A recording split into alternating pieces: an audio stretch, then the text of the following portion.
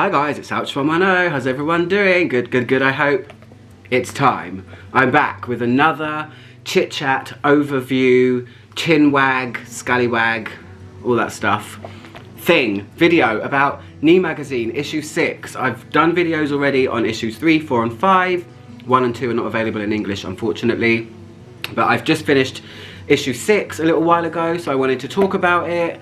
So, introduction.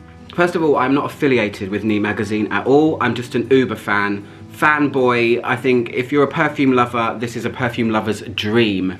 It is such a cool magazine. Serious bits, not so serious bits, fun bits, informative, very informative. Just an all-round amazingness. So, I will say though, this video is a giveaway. I have been in contact with one of the co-founders of the magazine, Dominique Brunel, who has very kindly allowed me to give away this issue of Knee Magazine and any issue I talk about in future to one of you guys anywhere in the world. So, not this issue though, this is mine. No touchy, no touch. But I can give it away. So all you need to do to win is send me an email, because YouTube has taken away the private messaging function, which is dummy. But to send me an email at ouchwamano@hotmail.com. On Christmas Eve, I will pick a winner and I will email you saying probably Merry Christmas, you have won an issue, this issue, not this issue, but an issue of Knee Magazine. So, and any in future, keep an eye out because you could win the others. So, let's start talking about it. This one is, the main article in this one was about mind and body. I will say it probably should have been called Mind, Body and Spirit, because there was quite a lot about fragrance in religion and deities and the divine. But I always start with this. Every Knee magazine comes with a scratch and sniff card. They're always fun. Some of them are games, some of them are a bit fun. This one is from synthetic fabrics and body odour to the refreshing scrub down that follows. Keeping fit can also be a workout for your nose, and it's got 2 scratch and sniffs on it. It's got Dirty Man and it's got Clean Man. So if you want to smell what a dirty man in the gym smells like, get this magazine and smell this. I actually think it smells nice. The other side was kind of sporty shower gel smell. I like both of them, I don't think it's bad. But anyway, that's just a little bit of fun that they have. It's a nice way to start the magazine, and I actually use this as a bookmark as well. So anyway, let's go through and I'll show you some stuff. It's like a skim through. I'm not gonna do tons and tons of stuff about it, but they're just so cool, I love them. So let's have a look. There's a little bit about the editor at the beginning. There's always a foreword. It's got an introduction to the writers. And then they interview some authors. In here, I think there's 4 or 5 different authors. They ask them the same questions. Which technique is effective for calling odour to mind? Are you sensitive to the way people smell? Do you wear fragrance and what are they? I've never heard of some of these. Nimrod though. Yeah, I probably should know who that is, right? Never mind. Then there's a page they always have called icons. And it's about people that have contributed to the fragrance industry, not necessarily through releasing a fragrance or anything, but just anything. There's a bit about Kurt Cobain and Smells Like Teen Spirit, a little bit of a story about how that came out. But there was one part of this that I found quite amusing, and I'm just going to tell you about it. So there's a man called Tristan Roussel. It's this guy here.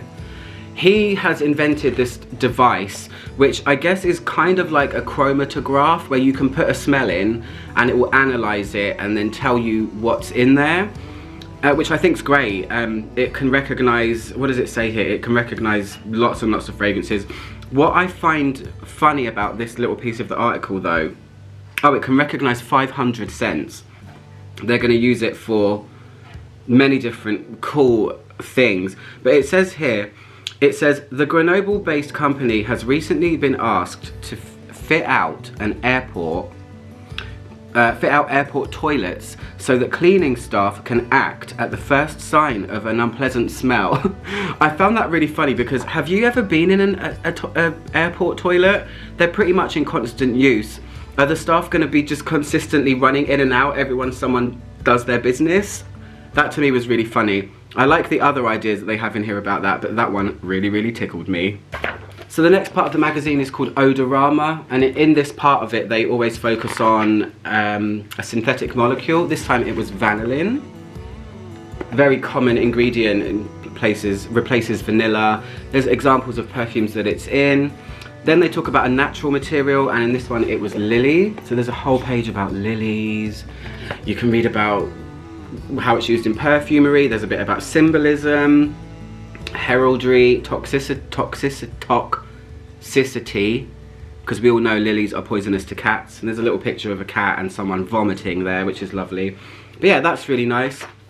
And then they always put it into a situation. They've done one before where it was a barn, they've done a new car, and this time it was a gym, because I guess it ties in with the scratch and sniff. So it's all the smells you might find in a gym, pleasant and unpleasant, I think. So yeah, that's a little bit there. So then the next bit is connections. There's an entire article about Andy Warhol, in fact. I mean, I'm not personally a fan of Andy Warhol, but if you are, you might find this interesting. Apparently he was very obsessed with fragrance. He used to collect them a lot. And it says at the end that he was actually buried with a bottle of Estee Lauder's Beautiful. Someone dropped it into his grave at the funeral. Yeah, pretty cool. So it's a lot about Andy Warhol there. Even if you're not a fan, that it's just very interesting. So anyway, then the next bit here, what was this one? It was talking about the Amazon and Brazil, and how Brazilian people are very, very clean, and bathing is a massive ritual for them. Sometimes they bathe 6 times a day. And some of the materials that they use in that part of the world, a lot of the splashes and waters and stuff that they use, some really nice photography, Amazonia. And then there's always a section that relates to art, even though Andy Warhol is an artist, but it talks about some sort of exhibition that's happened recently, I think. And this one was quite an abstract one. It was about a guy that takes photographs of things very close up. Yeah, this one was a bit of a tough one to read. There's lots of pictures of his art in there. What's his name? Let me just check. It's Terry Arduin, documents the Amazonian flora using the early imaging process of cyanotype. You learn a bunch when you read these magazines, guys, you really do. So that was that bit. Then we have, they interview someone that is a super specialist in their field. They've had some guys that do liqueurs, they've had a coffee one, a spice one. They interviewed a lady that lives in Paris that has this apparently magical place that you have to find. I'm gonna go there if I ever go to Paris, but she is a tea connoisseur. The woman is a genius. She has hundreds and hundreds of teas in her shop. You can go and try them. Her name is Yu Hui Tseng. So it's an in-depth interview with her all about tea. If you're a tea lover, she's got it down to the finest thing. She can tell the most delicate nuances of tea. Yeah, that was really cool. I really liked that. There was another little bit about an avant-garde perfumery of the future. That was another art thing, I think. And then there was aromas and artwork, a bit about ancient deities and scents. There's a little bit about from Celine Elena here. It's called Naked. It's like sometimes they have these little fantasy stories written by famous perfumers or people that it's just a little mini read, something that they've just put together themselves. So the next bit is the magazine part, and they always focus on a material and go quite in depth with it and talk about the harvesting. They've done oud, they've done vanilla, they've done bergamot, and this time it is about Indonesian patchouli. So that was really interesting. The bit I found most interesting was that patchouli is really, really tough on soil. It really drains soil so much that it basically just bleeds it dry. So a lot of patchouli farmers have to constantly move their farms around. Yeah, so it talked a lot about patchouli, the harvest, and as always there's perfumes there, so you can see types of perfumes that have patchouli in them. The next one is an interview with a perfumer, and this is always one of my favourite parts. I love getting into the heads of some famous perfumers. And this one is Isabel Doyen. If you don't know who she is, she worked very closely with Annick Goutal on a lot of the Annick Goutal perfumes before Annick sadly passed away. So if you're an Annick Goutal fan, she talks quite a lot about her in this interview and how they worked together and what they did. And yeah, I just really, really liked that bit. I love that. They've done a great one with Francis Kurkdjian before. This is really in depth. It's 3, 4, 5 pages long. So Isabel Doyen, and she made Nuit de Bakelite, guys. I've talked about that on my channel. Where are you? She made Nuit de Bakelite for Naomi Goodsir. Incredible perfume. So, and I didn't know that. So, always learning. It's like a treasure trove. So, this bit was so awesome. So they've always focused on a decade in each of the magazines. I don't know where it's going to go because I've got 4 more that I need to read. And they've done 60s, 70s, they've done 80s. It's probably going to catch up with itself. I think they might have done 20s. This one was the 80s. So, as you can imagine, 80s perfumes are amazing. You're going to have some great ones in here. Look at this. You have Lulu. You've got Poison. Is that Poison there? I can't really see. Yeah, Poison. And then, none other than Samsara. So yeah. This talks in depth about the 80s. Everything is in depth, basically. I don't need to say that it's in depth. It's a big spread about the 80s perfumes, how they were the blast onto the scene and changed perfumery. Talks about loads of different ones. So I love 80s perfumes. I can't wait to see if the next one has the 90s in it. I will say that. So the next bit is the bit that has actually inspired me to do a video. I'm going to do a video based on this concept. It's called the Fantasy Perfumery. And they basically scent famous people. It's as if a famous person has come to a boutique and they choose a perfume for them. I'm going to do a video where I scent my favourite celebrities. I think it will just be a bit of fun, hopefully. But this one in particular, they normally do famous people, but this one they focused on characters, not actual real people. So there's William of Baskerville, there's Indiana Jones, and they even scented a Tender Heart Care Bear, which is so funny, I think. What did they give him? Or her, Un Chant d'Amour by Prada. I don't know, it's just a bit of fun. It's very well broken up between serious and then something a bit lighthearted, and that's why I like it. So the next bit is the main article, Mind and Body. It's very long, there's probably about 10 different articles in it. There's perfume was the original medicine. There's a whole bit about the debate between aromatherapy and if it actually works. There's a bit about psychotherapy and how perfume affects our mood, just all of that kind of stuff. There's a whole debate about aromatherapy. Is it even real? What exactly are essential oils? So yeah, this one went into depth quite a bit about the divine, like I said. There was a lot about perfume used in ancient times and how different religions use them. So that's why I said it should have been called Mind, Body, Spirit, but still it's good. Scent with Superpowers. This is the longest part. It always takes me the longest to read because it's so packed in. Perfume and the Subconscious. And then getting towards the back, there's Scent Marketing. The Secret Weapon of Mass Seduction. This one had some really, really cool things in it about certain marketing things that companies have done with scent. They talk about how it used to be mainly hotels that would have a scent tied to their business, so you would always know, you just get the feeling of it and stuff like that. But I remember the hotels in Disneyland have certain scents, which is really cool, and you can actually buy them. So it talks about that and some really extravagant things that brands have done. There's one, I think in France, they scented 3 different train lines with different aromas depending on where they went. One went through the mountains. I love stuff like that. I think it's so fun. Then we have something that was very interesting to me. I need to smell this woman's perfumes because I hadn't heard of her. Her name's Nila Vermeer, and she's got a fragrance line called Fragrant Tales of India. If you guys know me, you will know that I'm obsessed with India. She has 5 perfumes which I need to try. They talk about them all here. I love anything that is based on India, so I will be hunting these down for sure. So that's another kind of mini perfumer interview. This bit here, they always have some sort of flow chart going on in it. They've done one about, I think, chypres. They did one about trends in masculine and feminine and who wears what.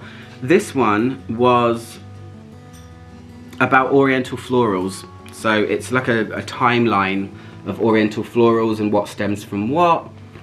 Oh, it's so fun. It really, really is fun. And then towards the back, you get to, they always pick 30 new fragrances, and there's 10 different reviewers that review them.